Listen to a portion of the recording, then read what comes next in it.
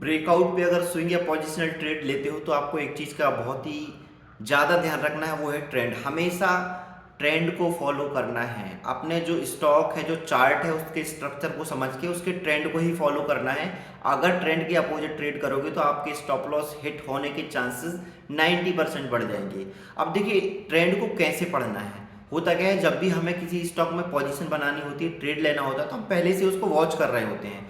तो हमें ये सारा एनालिसिस पहले से ही करके रखना है कि ट्रेंड किस तरफ जा रहा है स्टॉक का, मतलब कि स्टॉक का ट्रेंड क्या है। अगर ट्रेंड नेगेटिव है, हमारे अपोजिट है, तो हमें उसमें कोई ट्रेड लेने की ज़रूरत ही नहीं है, ठीक है, चाहे वो कितना भी अच्छा ब्रेकआउट दे रहा हो। लेकिन अगर जिस दिशा में ट्रेंड चल रहा है चार्ट का, जिस दिशा में ट्रेंड चल रहा है स्टॉक का, उसी उसी डायरेक्शन में अगर आपको ब्रेकआउट मिल रहा है तभी आपको पोजीशन बनानी है, ठीक है। नहीं तो ज़्यादातर केस में क्या होगा कि अच्छा ब्रेकआउट भी आएगा, वॉल्यूम भी आएगा, कैंडल भी अच्छी बनेगी, उसके बाद पता चला आप ट्रेड ले लोगे, जब एंटर कर जाओगे उसके बाद आपको धीरे धीरे दिखने लगेगा कि अच्छा आगे तो रेजिस्टेंस है। या फिर कई बार तो ये होता है कि स्टॉप लॉस हिट होने के बाद लोग रियलाइज करते हैं कि अच्छा यहाँ पर रेजिस्टेंस था। जब हिट हो जाता है ना स्टॉप लॉस, उसके बाद जाके वो अच्छे से चार्ट को देखते हैं, फिर उन्हें पता चलता है अच्छा इसका तो ट्रेंड ही नेगेटिव था, इसके तो थोड़ी आगे रेजिस्टेंस था, मैंने देखा ही नहीं था, मैंने सिर्फ हड़बड़ाहट में क्या करते हैं लोग ब्रेकआउट देख के डायरेक्ट एंटर कर जाते हैं।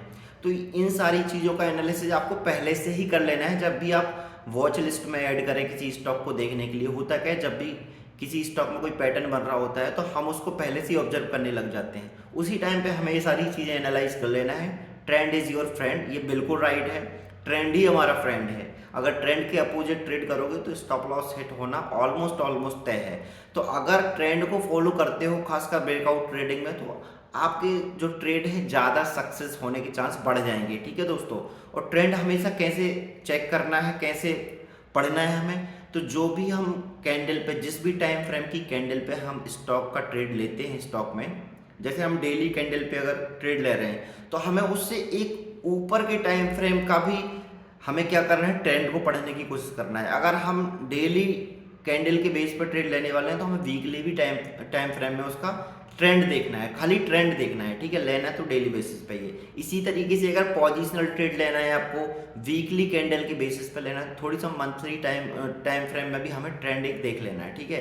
खैर मंथली टाइम फ्रेम तो बहुत बड़ा हो जाता है, लेकिन अगर खासकर स्विंग पोजिशनल में मंथली चलेगा, पोजिशन में तो आपको, पोजिशनल ट्रेड में तो आपको मंथली प्लस वीकली दोनों में देखना है, और स्विंग में आपको डेली पे लेना है, और वीकली में और डेली में दोनों में आपको ट्रेंड देखना है।